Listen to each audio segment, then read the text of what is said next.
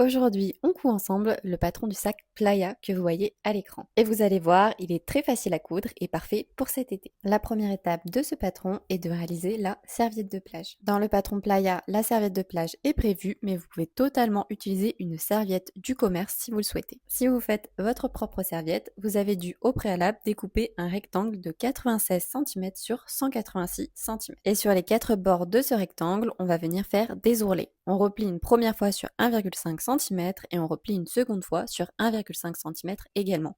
On vient ensuite maintenir notre ourlet avec une piqûre à 0,5 cm du bord. Je vous conseille de commencer par réaliser les ourlets des deux grands côtés de votre serviette, puis de terminer par les deux plus petits, donc l'ourlet du haut et l'ourlet du bas à la fin. Et pour bien maintenir votre tissu serviette replié, je vous conseille vraiment d'utiliser les petites pinces que j'utilise moi sur l'écran. Maintenant que vous avez fait les 4 ourlets sur votre pièce serviette, vous pouvez découper tous les petits fils qui dépassent et mettre votre pièce de côté. On continue notre sac.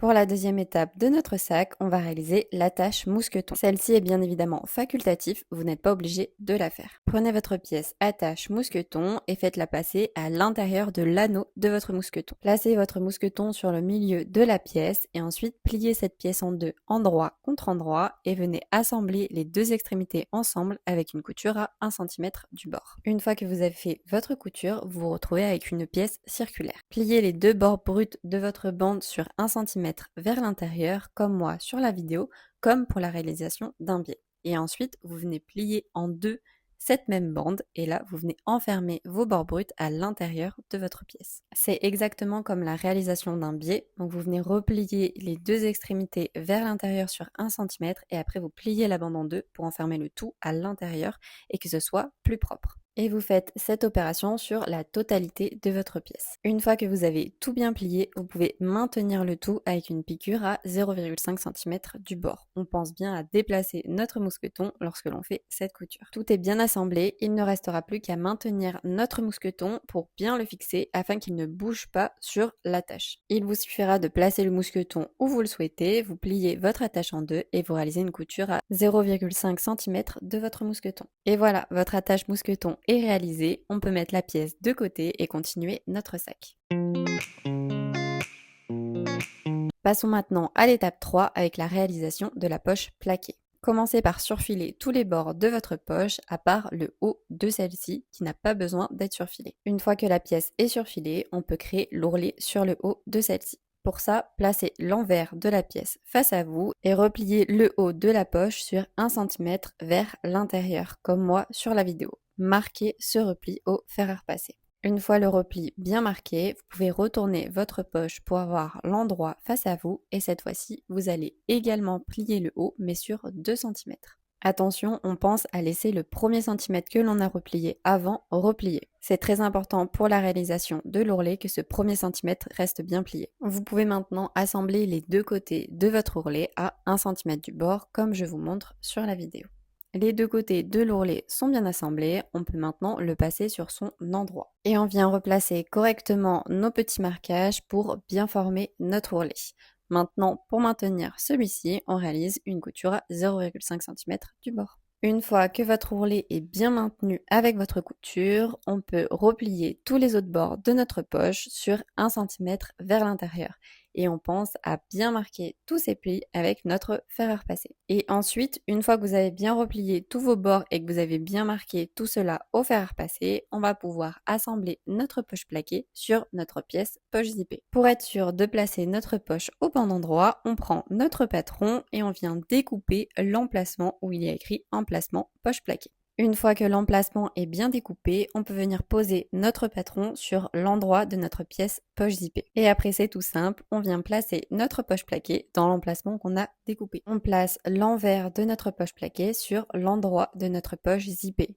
On maintient le tout, on enlève le patron et ensuite on va pouvoir assembler notre poche à notre pièce zippée. Avant de réaliser la couture, on regarde bien que tous nos bords bruts soient bien repliés vers l'intérieur et qu'ils ne soient pas visibles sur l'extérieur. On place correctement notre poche et ensuite on l'assemble avec une couture à 0,5 cm du bord sur tout le contour de la poche excepté le haut pour qu'elle reste ouverte. Votre poche est bien assemblée et si vous le souhaitez, vous pourrez réaliser une couture sur le milieu de celle-ci pour pouvoir créer deux compartiments à votre poche. Cette option est totalement facultative, mais je trouve ça plutôt pratique d'avoir deux compartiments dans une grande poche plaquée. Maintenant, passons à l'étape 4, la poche zippée. Pour ça, commencez par surfiler la totalité des bords de votre poche zippée. Ensuite, placez le côté opposé à la poche plaquée devant vous et venez retourner votre pièce sur son envers. L'ouverture de la poche zippée se fait sur l'opposé de notre poche plaquée. Munissez-vous à nouveau de votre patron et venez découper la partie où il y a écrit ouverture poche zippée. Une fois cette partie découpée, replacez votre patron sur l'envers de votre pièce. On va pouvoir marquer l'emplacement de notre ouverture poche sur notre pièce grâce à cette ouverture que nous avons fait.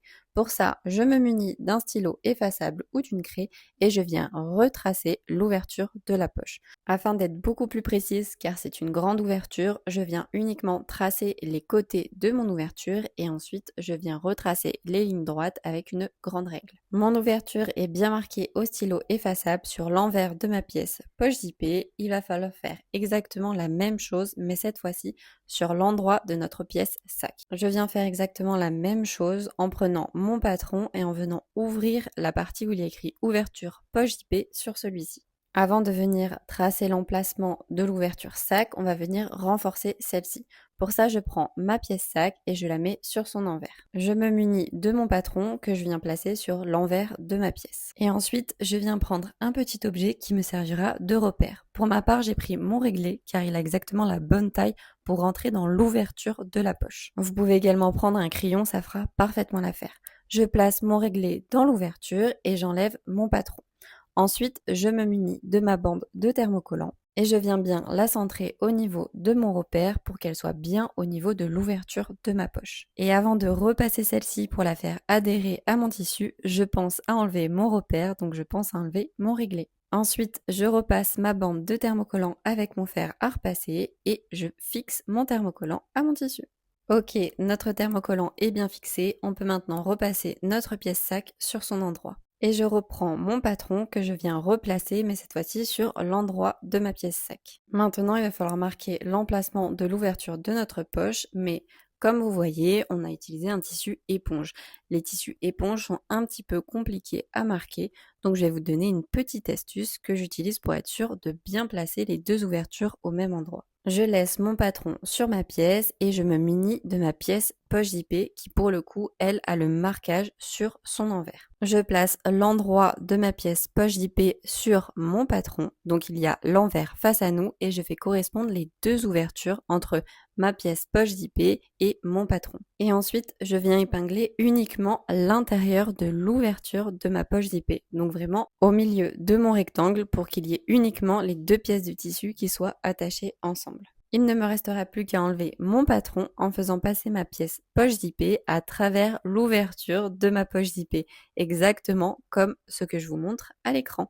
Vous verrez, c'est super facile à faire et au moins on est sûr que les deux pièces sont parfaitement bien placées l'une sur l'autre. Et surtout que nos deux ouvertures de poche sont exactement au même endroit. Après avoir enlevé mon patron, je replace correctement mes deux pièces endroit contre endroit et ensuite je viens réaliser une couture sur le tracé que j'ai fait sur l'envers de ma pièce poche zippée. Vous savez, le rectangle de l'ouverture poche, on réalise une couture sur ce tracé. Super, votre couture est faite sur le tracé de votre rectangle. Maintenant, il va falloir ouvrir le milieu de ce rectangle. Pour ouvrir correctement la pièce, vous devez tracer une ligne au milieu de votre rectangle et sur l'extrémité de cette ligne, il faut que ça se termine en Y pour venir découper au plus près de l'angle sans découper la couture. Munissez-vous de petits ciseaux, pliez votre pièce en deux pour venir faire une petite entaille avec votre ciseau pour ensuite pouvoir découper beaucoup plus facilement sur votre ligne droite comme moi sur la vidéo. Une fois que vous arrivez sur les extrémités de l'ouverture, il faut bien faire le petit Y. Donc on prend la pointe de notre ciseau et on va venir découper au plus près de l'angle de notre couture, mais attention, il ne faut surtout pas couper notre couture. Une fois que vous avez bien ouvert, vous devez avoir le même résultat que moi.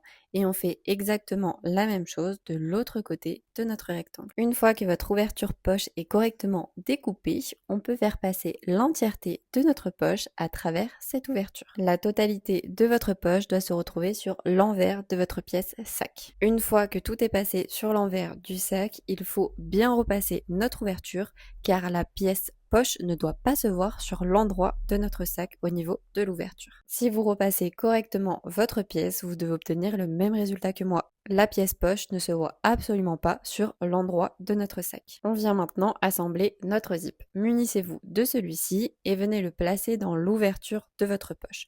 On le fait glisser sur l'envers pour qu'il arrive au niveau de l'ouverture. Et on vient centrer correctement notre zip au niveau de notre ouverture. Ensuite, il faut assembler notre zip à notre sac et pour ça, on réalise une couture à 0,5 cm du bord sur tout le contour de notre zip.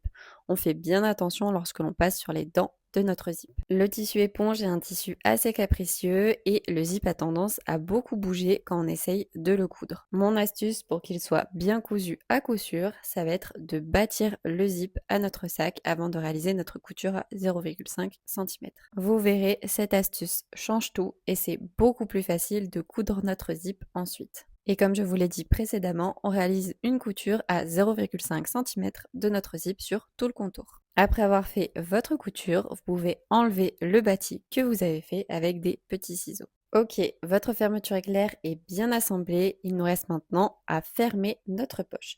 Pour ça, on repasse sur l'envers de notre pièce et on plie notre pièce poche sur elle-même en deux, endroit contre endroit. Dans un premier temps, on assemble le haut de notre pièce poche endroit contre endroit à 1 cm du bord en prenant uniquement la pièce poche.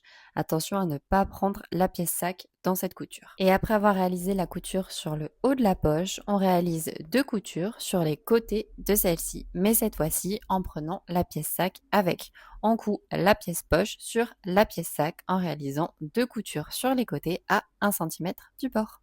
La partie poche zippée de votre sac est terminée, on peut maintenant passer à la suite. On passe maintenant à l'étape 5 de notre sac avec la réalisation de nos anses. Munissez-vous de vos deux pièces anses que vous placez l'endroit face à vous. Ensuite, pliez-les en deux, endroit contre endroit, dans le sens de la longueur. Ensuite, réalisez une couture à 1 cm du bord pour venir refermer vos anses et ensuite surfiler la couture pour renforcer celle-ci. Vos anses sont assemblées et surfilées, il faut maintenant les passer sur leur endroit. Pour ça, c'est tout simple, on se munit d'une épingle à nourrice et on vient planter celle-ci sur le haut de l'une de nos anses. Attention, le pic doit ressortir au milieu de la anse comme moi sur la vidéo. On pense à bien refermer son épingle à nourrice et là on vient glisser celle-ci à l'intérieur du tube de notre anse. Et ensuite on fait parcourir notre épingle à nourrice à l'intérieur de notre tube pour la faire ressortir de l'autre côté. Lors du commencement de cette étape, il faut toujours aider un petit peu le tissu à rentrer à l'intérieur du tube, mais une fois que ça c'est fait, l'épingle à nourrice traverse tranquillement le tube et c'est très facile de retourner du coup notre anse sur son endroit.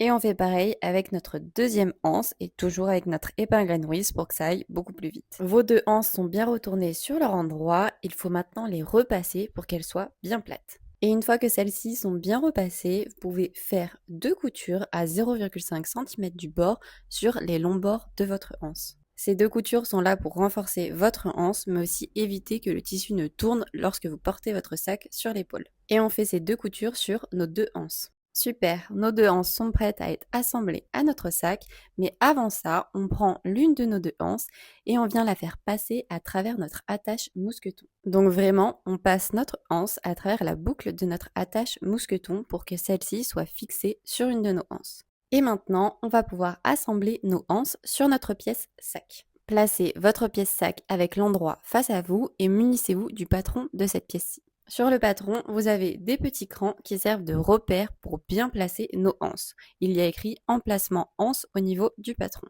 On place le patron sur notre pièce sac et on fait dépasser un petit peu le bord du sac pour pouvoir placer correctement nos anses. Ensuite, on se munit de l'une de nos anses et on vient la placer au niveau de nos crans. Et on fait super attention à ce que notre anse ne vrille pas. Par exemple, là, je me suis rendu compte que celle-ci vrillait, donc il faut bien regarder que celle-ci ne vrille pas et que ce soit au même endroit. C'est-à-dire on suit le bord et par exemple le bord intérieur doit rester au niveau du bord intérieur et le bord extérieur au niveau du bord extérieur. Je mets des petites pinces pour fixer ma anse sur mon sac et je fais exactement la même chose de l'autre côté de mon sac pour ma deuxième anse. Une fois que mes deux anses sont bien positionnées, je peux les fixer à mon sac avec une couture de maintien à 0,5 cm. Je fais ça sur les deux anses de mon sac. Une fois que celles-ci sont bien fixées à mon sac, on va pouvoir commencer à assembler la doublure. Pour notre étape 6, doublure, on commence par positionner notre pièce sac avec l'endroit face à nous et on pense à mettre nos anses vers l'intérieur comme moi sur la vidéo. Ensuite, on se munit de notre pièce doublure et on place l'endroit de notre pièce doublure contre l'endroit de notre pièce sac. Donc on place les deux pièces endroit contre endroit. Et on assemble ces deux pièces avec une couture à 1 cm du bord sur tous les contours en laissant une ouverture d'environ 8 cm pour pouvoir retourner notre sac. Et l'ouverture, on pense à la mettre du côté où il y a notre poche d'IP, c'est très important. Donc, on fait une couture à 1 cm du bord sur tout le contour et on pense à laisser une ouverture de 8 cm du côté de notre poche d'IP, exactement comme je vous montre à l'écran.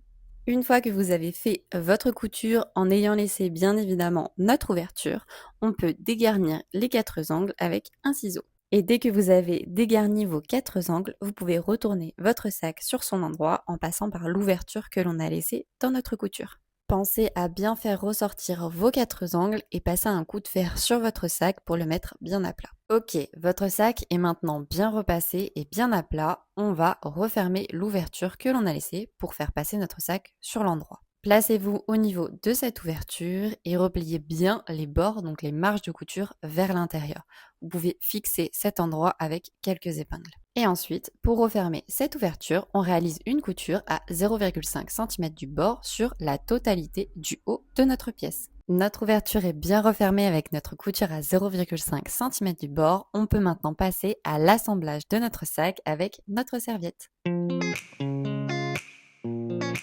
Avant d'assembler notre sac à notre serviette, il faut définir le sens de notre serviette. Qu'est-ce que j'entends par le sens de la serviette? C'est tout simple, c'est dans quel sens se dirigent les poils de notre serviette pour la mettre dans le bon sens. Il faut que les poils se couchent vers le bas.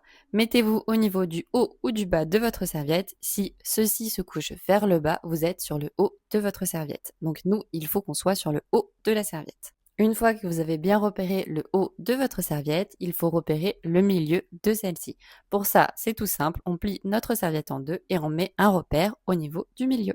Personnellement, je mets une petite épingle pour me servir de repère. Et ensuite, je place l'envers du haut de ma serviette face à moi. Super, maintenant il faut faire exactement la même chose en trouvant le milieu de notre pièce sac. Prenez votre sac et placez le côté où vous avez votre poche zippée vers le bas. Nous, la partie du sac qui nous intéresse actuellement, c'est le côté du sac où il n'y a pas la poche zippée. Donc, ce côté-là, sans la poche zippée, on le plie en deux pour trouver son milieu exactement comme notre serviette. Et ensuite, le milieu de notre sac, on le fait correspondre au milieu de notre serviette. Donc, on place nos deux milieux l'un sur l'autre. Et on vient superposer parfaitement le haut de notre serviette avec le haut de notre sac. Notre sac et notre serviette sont envers contre envers. Et enfin, on assemble nos deux éléments avec une couture à 0,5 cm du bord, c'est-à-dire notre pièce sac avec notre serviette avec une couture à 0,5 cm. Les deux pièces sont bien assemblées ensemble, on va pouvoir refermer notre sac. Pour ça, c'est super simple, vous pliez votre sac en deux, endroit contre endroit, comme moi sur la vidéo, et on pense à bien superposer nos deux hauts de sac, c'est super important. Et ensuite, on réalise une couture à 1 cm du bord de notre sac pour assembler notre sac à notre serviette. Donc cette couture que l'on fait sur les deux côtés de notre sac vient refermer notre sac, mais vient également assembler notre sac à notre serviette. Et voilà, votre sac playa est terminé. Et pour le retourner sur son endroit, c'est super facile. Vous mettez vos 2 mains à l'intérieur du sac et vous retournez le tout sur l'endroit.